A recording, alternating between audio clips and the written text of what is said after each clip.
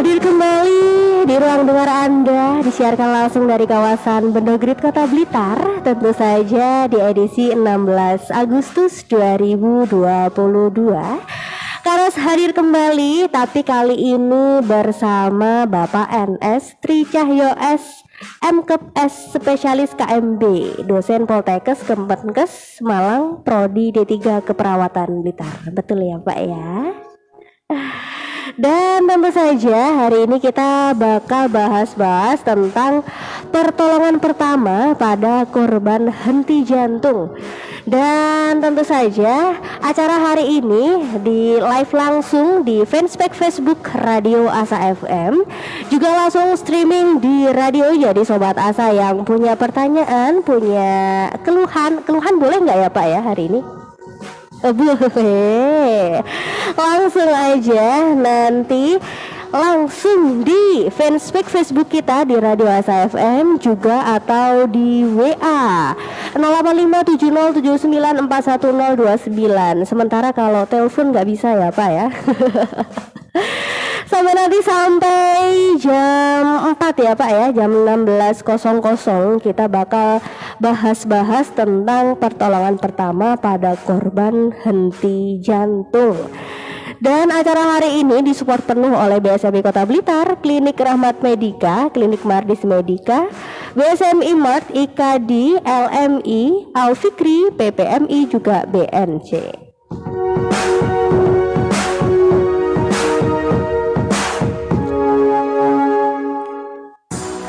Selamat sore Bapak. Cek dulu. Cek. Iya, sudah masuk ya, sudah bergabung bersama kita. Ini panggilannya Pak Tri Cahyo ya. Pak Tri Cahyo. Selamat sore Kak Rus. Assalamualaikum warahmatullahi wabarakatuh. Waalaikumsalam. Ini pasti mahasiswanya udah pada tahu ya ini siapa. Insya Allah, ya. Pak Tri Cahyo ini di Poltekkes mengajar matkul apa Bapak? Iya, saya ngajar di mata kuliah keperawatan medikal bedah dan emergency. Saya concern di kegawatan kardiovaskuler dan juga keperawatan pada pasien dengan gangguan kardiovaskuler. Jadi akibat patologis penyakit kardiovaskuler. Jadi berfokus ya, di fokus kardio, pada jantung dan pembuluh darah. Jantung dan pembuluh darah. Dari studio Radio Asa ini saya bertemu orang-orang hebat ya. Ini yang mencetak teman-teman saya praktek. Luar biasa bisa duduk bareng bersama kami, kita ngobrolin tentang kegawat daruratan juga ya Pak ya berarti ya, hari ini ya. Hari ini kita bahas tentang kegawat daruratan jantung ya.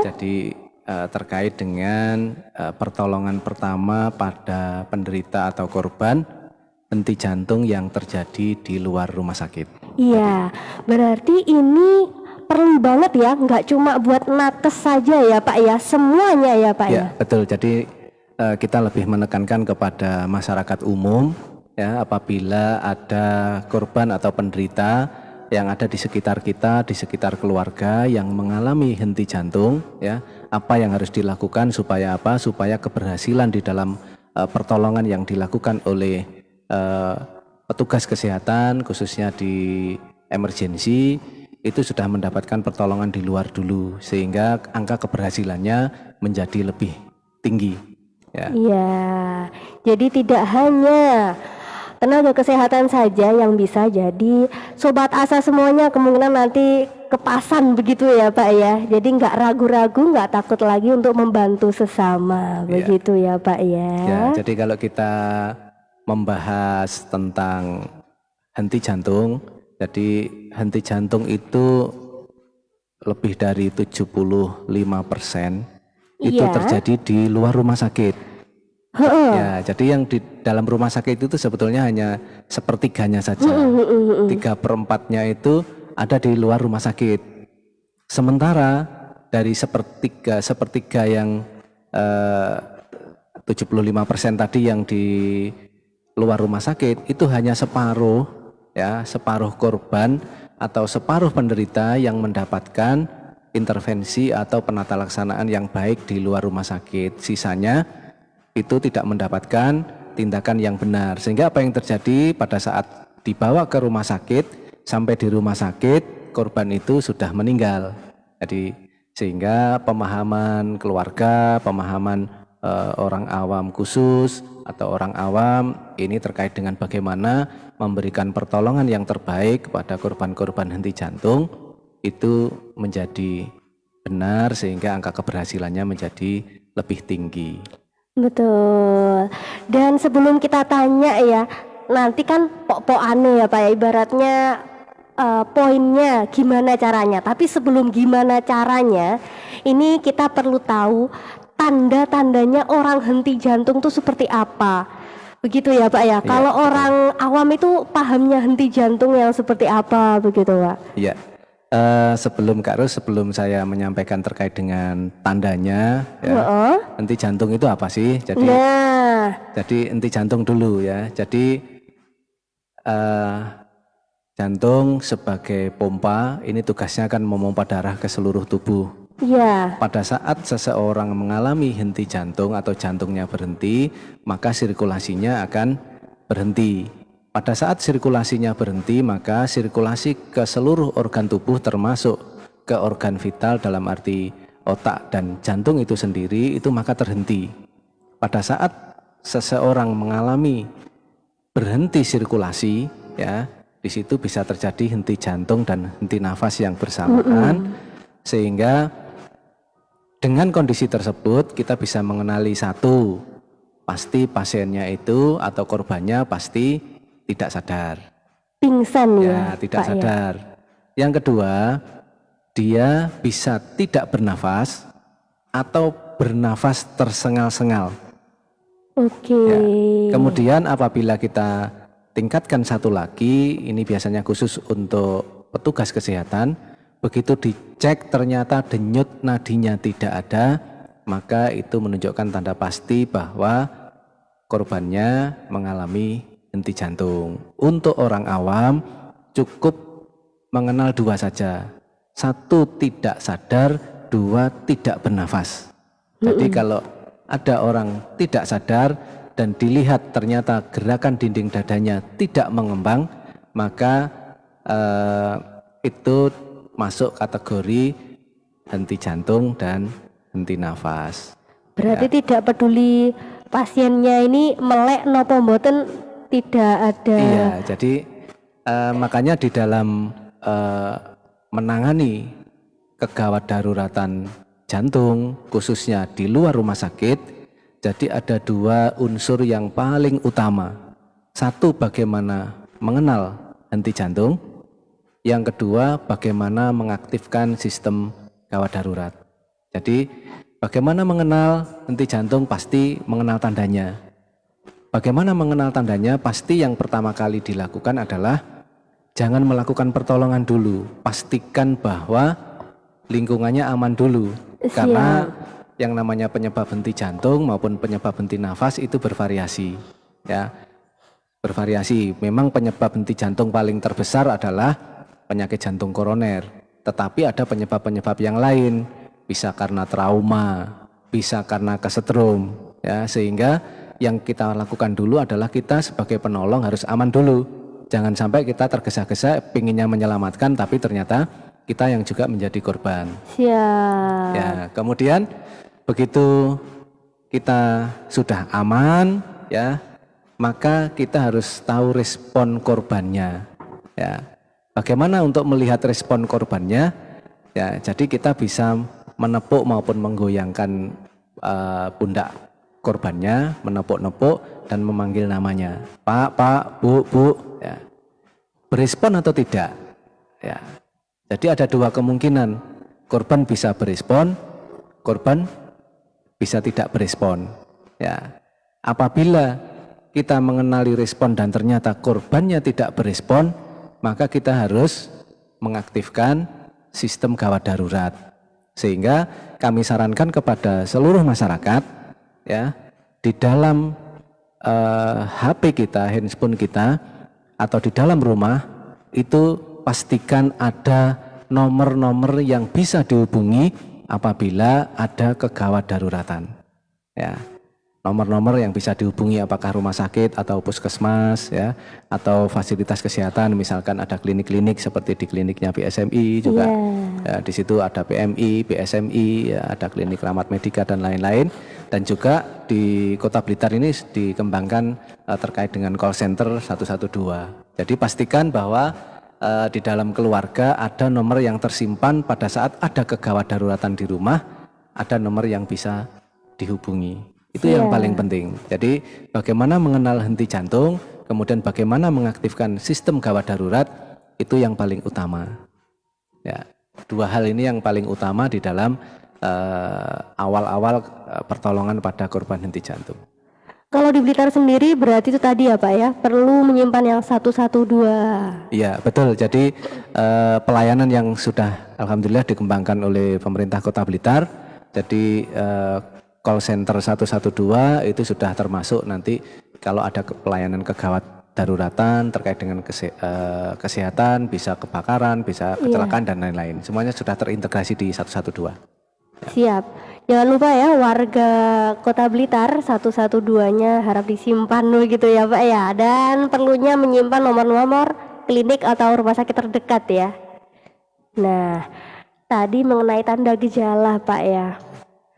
Kan yang kalau kita awam begitu ya, taunya kalau yang pingsan begitu juga kita ini henti jantung atau tidak itu bagaimana Pak? Oke, jadi ada dua hal, satu henti nafas, dua henti jantung ya. Dikatakan henti nafas kalau memang pernafasannya berhenti. Sementara kalau henti jantung, kalau jantungnya berhenti dan tanda pasti henti jantung berhenti berarti denyut nadinya tidak ada. Dua kondisi ini saling berkaitan sehingga nanti penata laksanaannya jadi satu yang namanya bantuan hidup dasar. Bagaimana kita bisa membedakan bahwa orang yang tidak sadar itu mengalami henti jantung atau tidak, maka dilihat dari gerakan dinding dadanya untuk orang awam. Kalau pasiennya atau korbannya itu tidak sadar ternyata masih dia bernafas, maka dia tidak mengalami henti jantung. Banyak penyebabnya penurunan kesadaran ya. Bisa karena overdosis, bisa karena stroke, ya? Bisa karena gula darah yang rendah atau bahkan gula darah yang tinggi. Jadi banyak penyebabnya. Tapi kalau ternyata korbannya ini atau penderita ini tidak sadar dan tidak bernafas ya, hampir dipastikan bahwa pasiennya mengalami henti nafas dan henti jantung. Dan memang perlu tadi ya Pak ya, bantuan hidup dasar. Ya. Bantuan hidup dasar itu adalah elemen penting di mana dari bantuan hidup dasar ini adalah upaya untuk menyelamatkan hidup. Untuk apa tujuannya? Untuk mengembalikan pernafasan, fungsi pernafasan yang berhenti tadi dan fungsi sirkulasi atau peredaran darah kembali. Jadi ada upaya untuk menyelamatkan hidup, mengembalikan pernafasan dan mengembalikan peredaran darah. Di dalam bantuan hidup dasar, unsur yang paling penting adalah RJP. Ya. Bantuan hidup dasar itu kan sebetulnya ada 3 bagian. Bagaimana mengenali, bagaimana mengaktifkan sistem emergensi, bagaimana RJP dengan baik, dan bagaimana memberikan terapi listrik yang baik. Itu untuk bagian dari bantuan hidup dasar. Kalau yang sebagai awam bisa kita lakukan berarti yang apa Pak? RJP tadi ataukah? Oke, jadi ada 2 langkah, sebetulnya 3 langkah pun juga boleh, atau ya? Boleh ya. Yang pertama adalah bagaimana mengenal dan mengaktifkan sistem gawat darurat. Jadi apabila ada keluarga kita atau ada di sekitar kita mengalami tidak sadar, maka yang perlu kita lakukan kita harus aman dulu. Yang kedua tadi mengenali respon korbannya dengan menepuk pundaknya, ya, memanggil namanya. Kalau tidak ada kita langsung call center 112. Ya. Setelah call center 112, maka kita melihat gerakan dinding dadanya. Melihat dadanya dia mengembang atau tidak.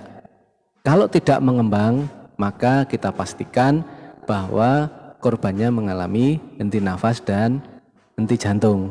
Pada saat mengalami henti nafas dan henti jantung, maka kita harus segera melakukan resusitasi jantung paru atau biasanya disebut sebagai RJP atau CPR. Dan unsur yang terpenting dari RJP adalah kompresi dada.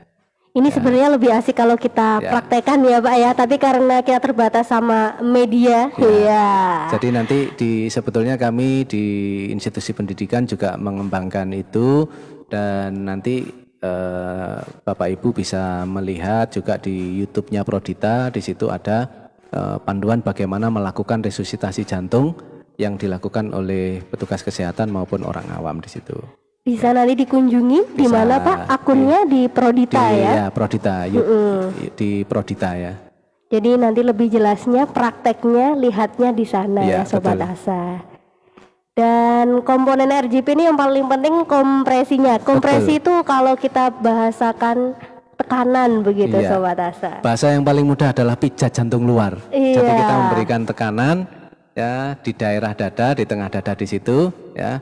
Tadi begitu korbannya tidak bernafas, tidak sadar, tadi kan mengaktifkan sistem gawat darurat kembali ke korban. Begitu korbannya tidak nafas, ya kita segera, jangan membuang waktu. Karena sambil menunggu itu tadi apa ya? Sambil menunggu atau bahkan bisa sambil ditransport ke rumah sakit, maka kita melakukan itu langsung, ya menempatkan korbannya di tempat yang datar, kemudian kita berlutut di samping bahu korban, kemudian kita langsung meletakkan kedua tangan kita di setengah bawah dada, atau kalau bingung udah langsung di tengah-tengah tulang dada aja ya. Diletakkan di situ, tangan yang paling dominan atau tangan yang kuat kita letakkan di bawah, kemudian kita lakukan pijat jantung luar, atau kita lakukan penekanan, atau kita lakukan kompresi dengan kedalaman sekitar 5-6 cm pada dewasa. Kecepatannya sekitar 10-120 kali per menit. Ya. Jadi di masyarakat umum hand only aja, artinya cukup dikompresi saja. Terus pokoknya dikompresi terus ya selama 2 menit, nanti setelah 2 menit evaluasi, kompresi lagi. Itu sangat berharga bagi korban sebelum pasien mendapatkan pertolongan lanjutan ya, atau sebelum pasien dinyatakan meninggal. Jadi tindakan 5 menit pertama itu adalah masa-masa emas pada korban terjadinya henti jantung. Jadi apa yang dilakukan oleh keluarga di 5 menit pertama itu sangat berharga bagi korban henti jantung. Betul. Iya. Ilmu baru ya Sobat Asa. Berarti 5 menit ini golden period ya ibaratnya ya Pak ya. Yang ibaratnya kan belum datang itu ya. Bantuan bala bantuan itu, jadi 5 menit utama ya ada di keluarga, atau ibaratnya kalau pas di jalan ya orang yang di jalan itu ketika 5 menit gitu. Iya betul. Jadi pada saat kita sebelum mentransport atau sebelum mengirim ke rumah sakit atau bantuan yang dipanggil tadi datang, maka di lokasi tersebut kita bisa melakukan pijat jantung luar tadi atau RJP tadi. RJP sangat berharga. Kenapa? Karena membuat jantung berkompresi kembali, atau membuat jantung ini berdenyut kembali. Dengan pijat itu sebetulnya kita ingin memompa jantung supaya darah itu bersirkulasi, karena di situ di 5 menit pertama ini masih ada oksigen yang ada di dalam sel tadi yang masih bisa kita putar ya. Kalau untuk kesehatan maka antara pijat jantung luar dikombinasi dengan bantuan pernafasan atau yang sering disebut sebagai ventilasi. Jadi kalau orang awam sebetulnya cukup kompresi saja, itu jauh lebih penting daripada tidak melakukan apa-apa. Lebih aman juga betul. ya. Ya, apalagi di era sekarang ya paling aman adalah pijat jantung luar saja, kompresi saja, udah lakukan kompresi. Dan lumayan dalam ya Pak ternyata, 5 sampai 6 cm. Ya.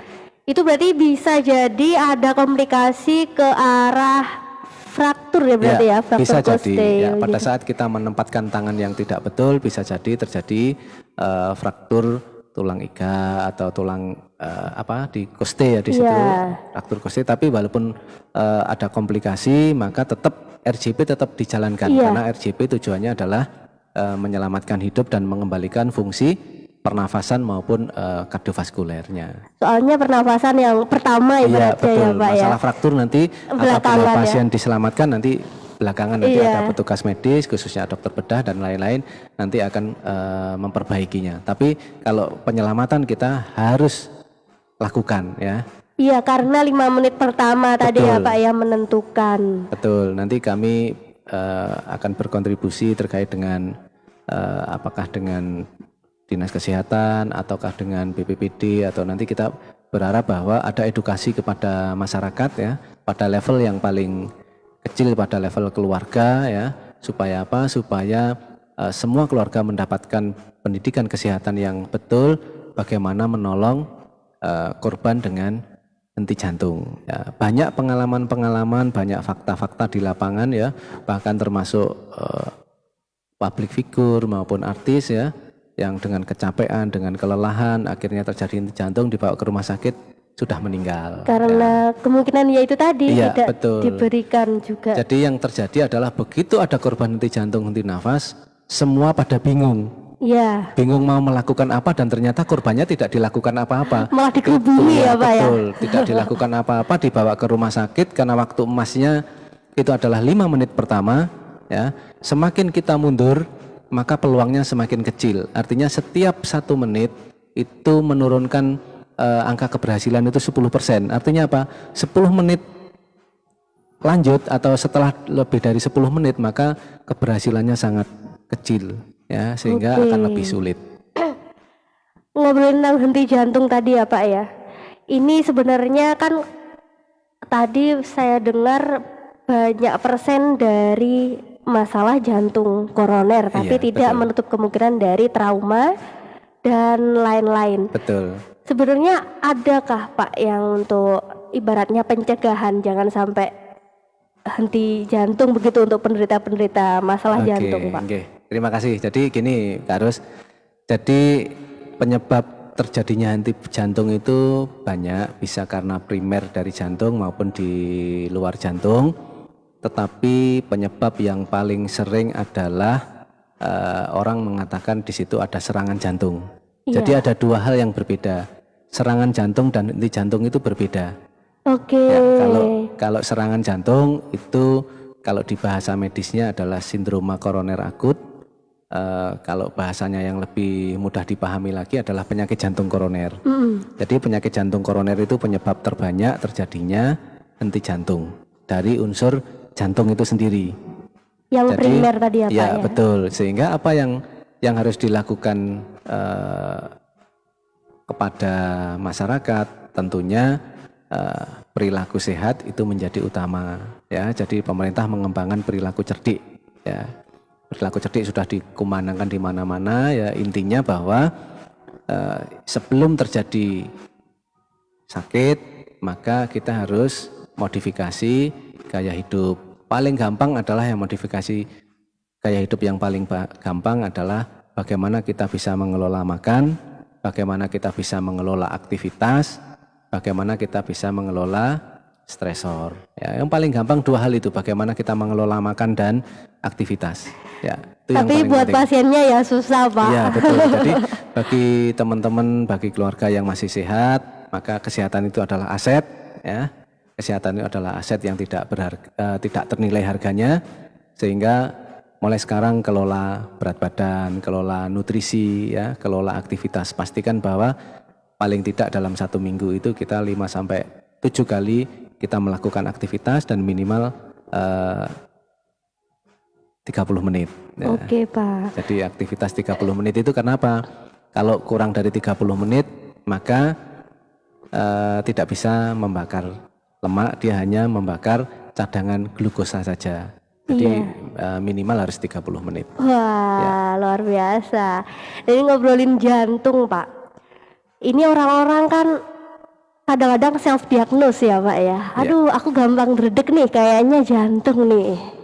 Iya. Aku gampang apa Pak? Nyeri Keringatan, dada. Oh, keringatan iya. di tangan. Nah, Iya. ini jantungku lemah gitu.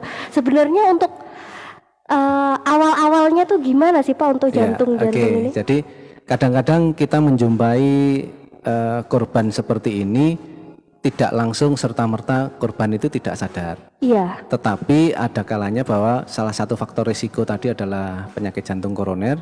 Jadi di awal-awal biasanya pasiennya ngeluh. Ngeluhnya apa? Nyeri dada biasanya.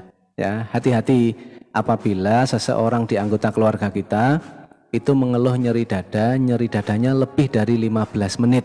Menetap ya Pak ya berarti? menetap di dada, bisa di area dada, bisa menyebar ke rahang, bisa menyebar ke punggung ya, bisa menyebar ke tangan, dan lebih dari 15 menit. Hati-hati. Oh ternyata nyerinya kok tidak hilang untuk duduk, tidak hilang untuk istirahat, bahkan diminumi obat di bawah lidah pun tidak berkurang. Hati-hati ya. Di situ kalau nyeri dada lebih dari 15 menit itu kita curiga bahwa di situ akan terjadi penyakit jantung koroner ya. Itu yang nyeri itu kan ya macam-macam Pak, sedut-sedut, senut-senut, cenut, itu yang kayak gimana biasanya jadi, Pak? kalau nyerinya lebih dari 15 menit atau 20 menit, kalau nyeri dada yang masih bisa ditunjuk dengan jari misalkan, atau nyeri dada karena pergerakan, maka itu nyeri di luar jantung. Di ototnya kemungkinan ya Pak bisa ya? di ototnya, bisa di nyeri kalau untuk nafas ya.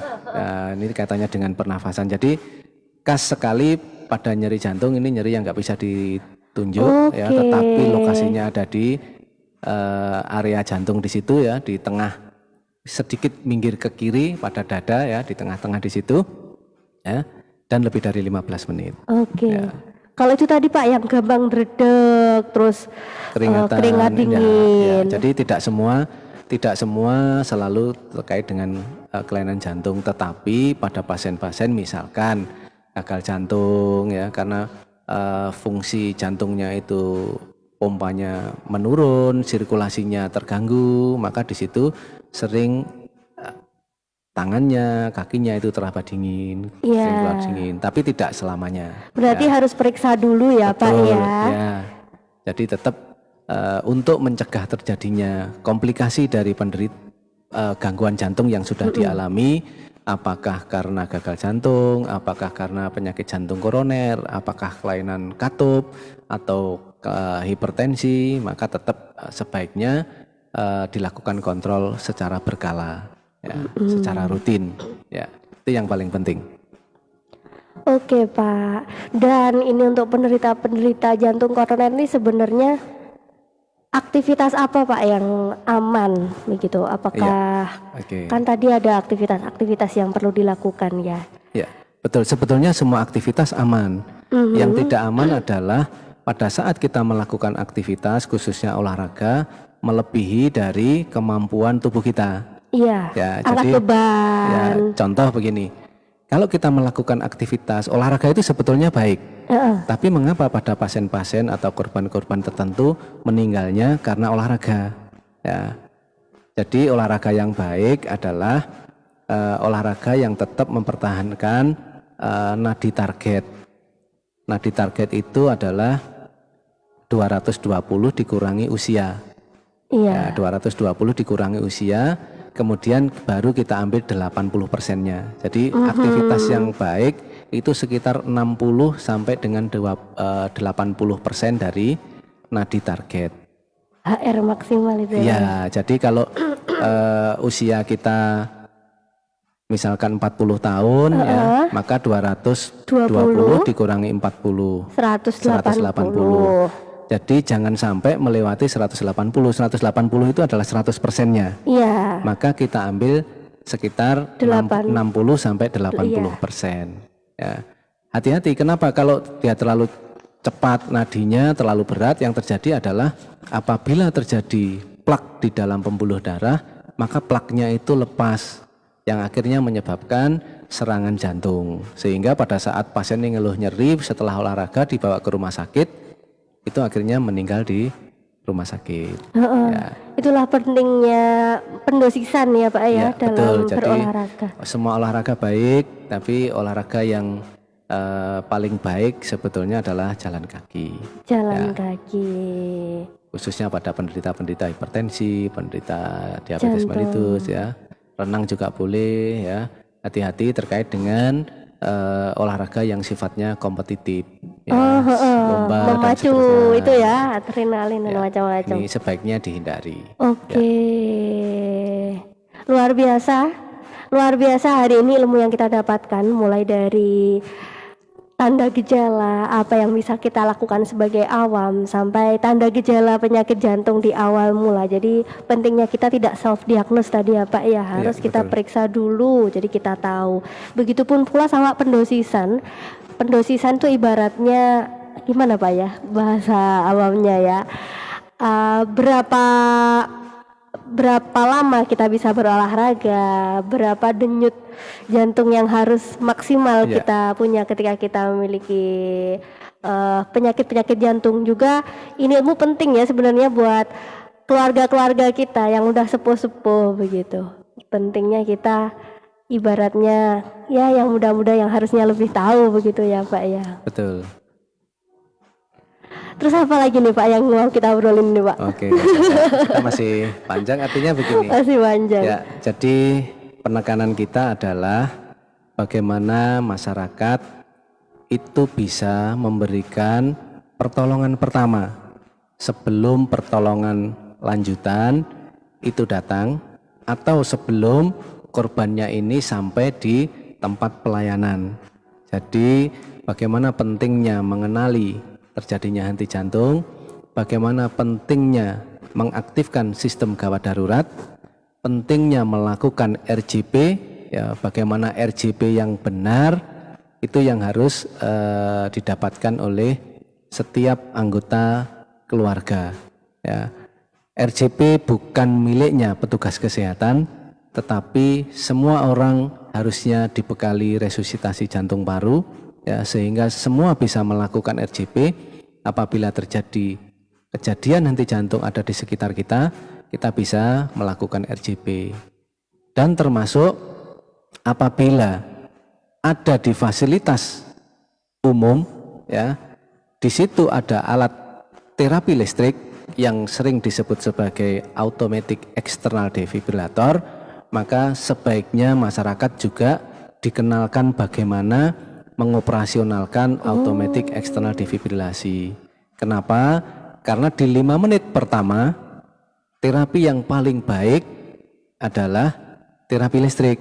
Ya, dan terapi listrik yang ada di situ adalah namanya automatic external defibrilasi. Jadi orang awam pun bisa mengoperasionalkan alat itu. Yang kayak setrikaan itu ya Pak ya? Bukan seperti setrikaan, tapi di situ ada mesin satu, kemudian ada alat yang bisa ditempelkan di dada, di dada ya. Di situ ada kabel, kemudian ada pedalnya yang bisa ditempelkan di situ.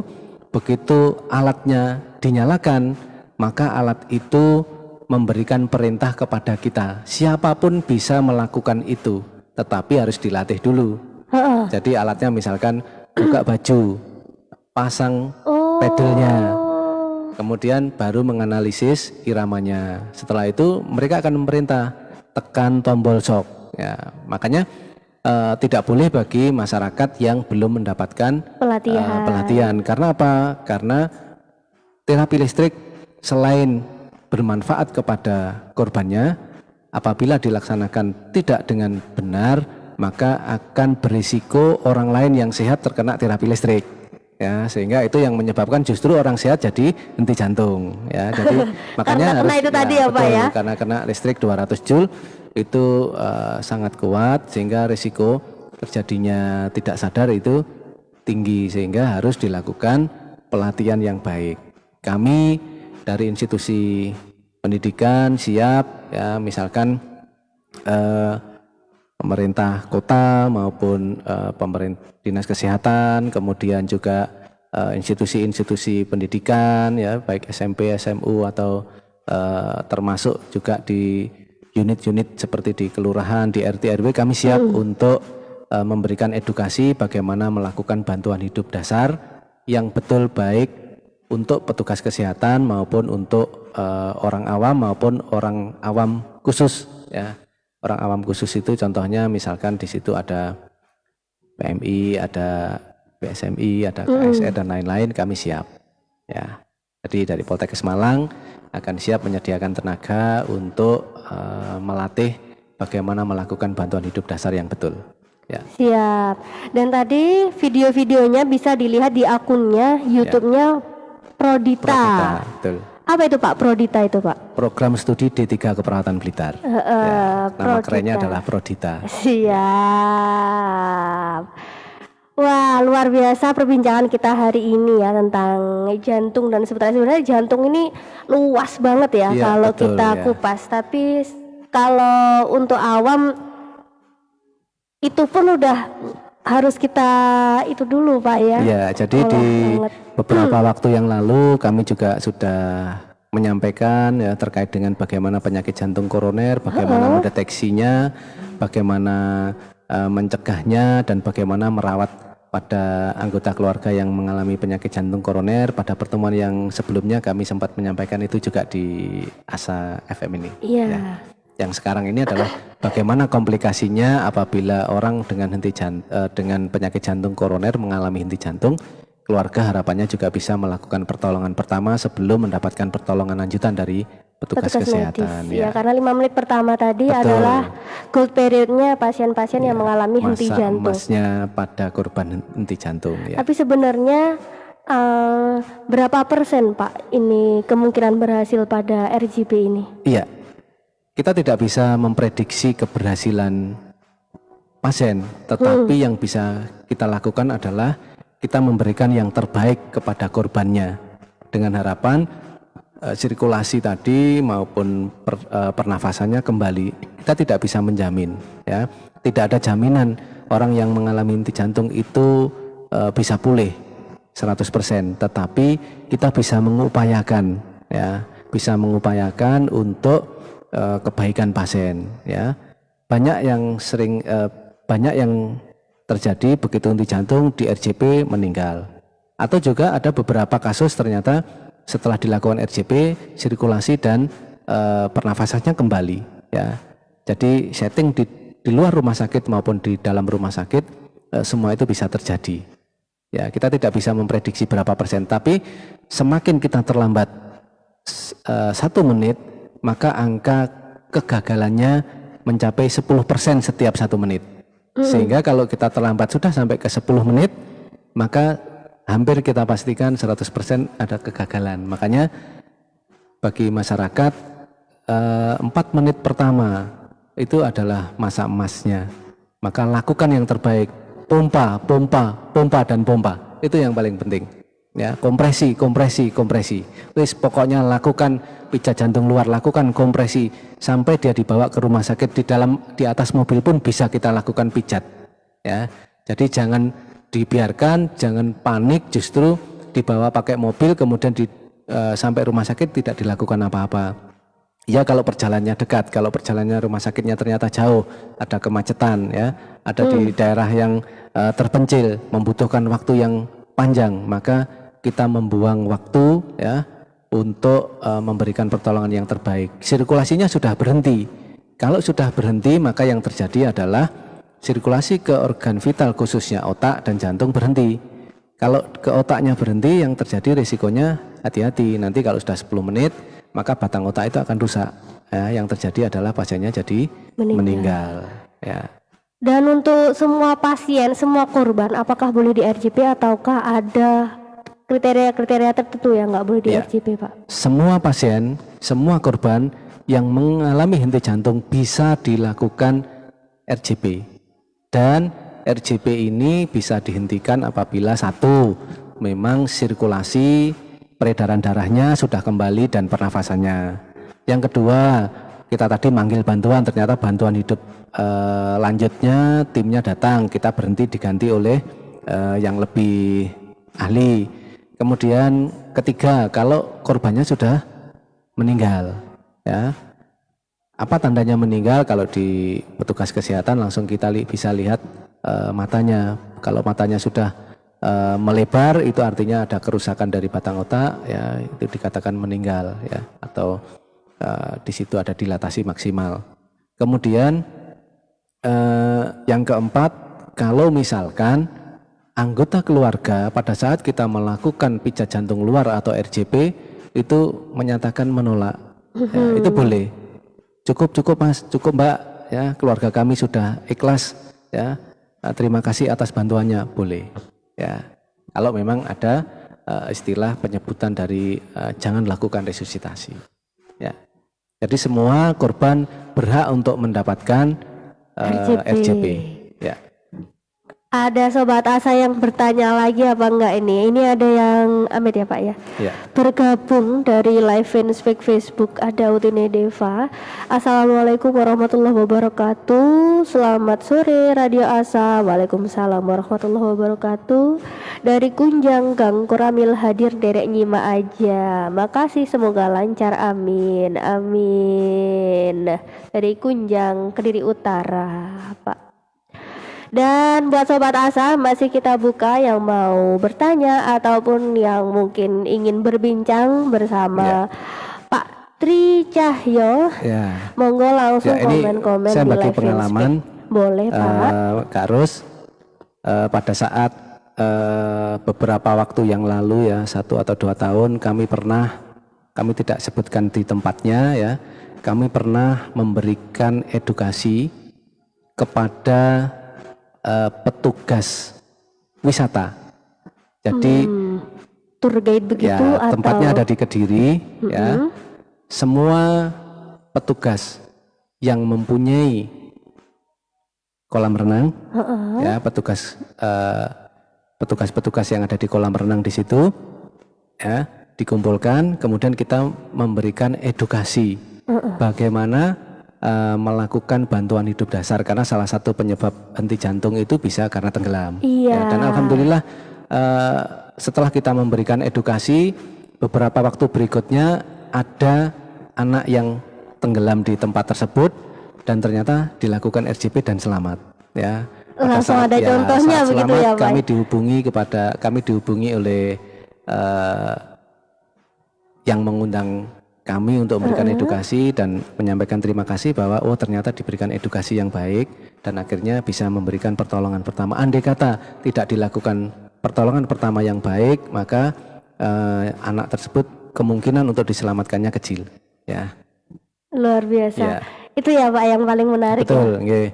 Nanti mudah-mudahan di waktu berikutnya bagaimana kita bisa memberikan pertolongan kepada hal yang kecil, misalkan bagaimana kalau anak kita tersedak atau apa, nanti untuk pertemuan berikutnya mungkin itu bisa kita agendakan bagaimana memberikan pertolongan pada korban yang tersedak, baik itu sadar maupun tidak sadar, karena itu kejadian banyak terjadi di keluarga. Walaupun memang tersedak itu bukan penyebab utama henti jantung, tapi kalau tidak dilakukan tindakan yang baik, yang tersedak khususnya sumbatan total, itu bisa menyebabkan aliran pernafasan berhenti, henti nafas, bahkan kemudian diikuti oleh henti jantung. Oh iya Pak, Bapak tadi notis buat Sobat Asa yang mungkin mau ngundang timnya Prodita buat kasih edukasi, mereka bisa hubungin Bapak di mana ya? Bisa menghubungi di program studi D3 Keperawatan Blitar. Kami selalu memberikan pengabdian kepada masyarakat melalui posyandu ya. Kita aktif hampir setiap bulan kita datang ke posyandu untuk memberikan layanan kesehatan, juga termasuk kita kerjasama dengan dinas kesehatan ya. Kita kerjasama dengan posyandu, kita memberikan layanan kesehatan baik pemeriksaan maupun edukasi. Dan salah satu bentuk edukasinya adalah kita bisa berhubungan dengan penyakit tidak menular ya. Termasuk salah satunya adalah bantuan hidup dasar. Ya. Jadi bisa Sobat Asar nanti langsung ke prodinya D3. Betul. Poltekkes Program studi Blitar. D3 Keperawatan Blitar ya. Kampus utamanya ada di Malang, kita punya kampus di Blitar ya. Kita siap melaksanakan Tridharma Perguruan Tinggi. Salah satunya adalah dalam bentuk pengabdian masyarakat. Ya. Ini di depannya rumah sakit lama itu Ya, guys. betul. Di jalan apa ya Pak? Di Jalan Dr. Sutomo nomor 56. Nanti boleh langsung datang aja ke apa Pak, kantor ya Pak? Ya, di situ di kampus kita bisa nanti di situ kita punya tim terkait dengan penyakit tidak menular, dan juga kita punya tim emergency ya. Kita bisa memberikan edukasi dan insya Allah gratis ya. Alhamdulillah itu yang ditunggu-tunggu Sobat Hasan. Itu tadi ngobrol-ngobrol ringannya kita, tapi sangat luar biasa. Semoga dampaknya juga tersalurkan positif ya ke Sobat Asa semuanya tentang pertolongan pertama pada korban henti jantung. Sobat Asa yang berminat untuk mengundang Bapak Tri Cahyo dan tim tentang edukasi penyakit tidak menular tadi ya Pak ya, itu boleh langsung datang ke Poltekkes Blitar. Iya. Dan ini sudah bergabung bersama kita ada Bunda Titi, Mbak Ayu, Mbak Edith Gemini, Utine Deva, Mbak Puji Lestari juga Pak Imam Bukhari. Semoga tersalurkan energi positif yang sudah diobrolin tadi sama Pak Tri Cahyo. Semoga semua paham ya Pak ya ini. Ya, nanti kalau masih ada pertanyaan, ada ganjalan, kami siap untuk memberikan klarifikasi ulang, memberikan sesuatu, bahkan nanti kita bisa sertai video atau apa yang bisa mengedukasi masyarakat. Ya. Jangan lupa tadi kalau mau nonton videonya biar lebih jelas langsung aja di akun YouTube-nya Prodita teman-teman. Prodita gitu. Ya. Terima kasih Pak Tri Cahyo atas sharingnya hari ini.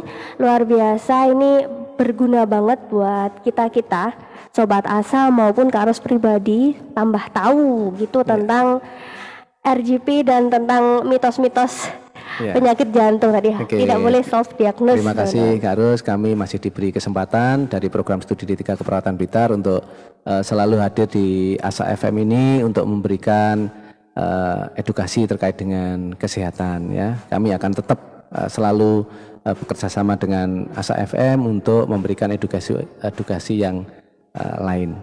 Terima kasih Pak Tri Cahyo. Sama-sama Kak Ros. Dan buat Sobat Asa, nantikan terus Bincang Sehat setiap minggunya hari Selasa mulai dari jam 3 sampai jam 4 sore.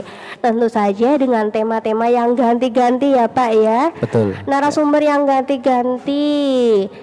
Dari mana-mana pokoknya kita ngobrolin tentang kesehatan, serba-serbi kesehatan biar kita tambah ilmu bareng-bareng teman-teman. Buat Sobat Asa yang punya usulan tema juga boleh ya Pak, kita tampung semuanya langsung aja WA di 085 7079 41029. Sekali lagi terima kasih Pak Tri Cahyo. Sama-sama Kak Ros. Jadi apabila ada request tema, kami akan dari tema tersebut kami akan mencarikan mencarikan narasumber yang terbaik yang kita punya sesuai dengan bidang keahliannya, sesuai dengan tema yang diinginkan. Begitu Kak Ros. Terima kasih Pak Tri Cahyo atas supportnya buat Radio Asa. Terima kasih juga buat Sobat Asa yang udah nongkrongin kita, udah nontonin dan dengerin kita dari awal hingga akhir acara. Sampai jumpa minggu depan. Wassalamualaikum warahmatullahi wabarakatuh. Waalaikumsalam warahmatullahi wabarakatuh.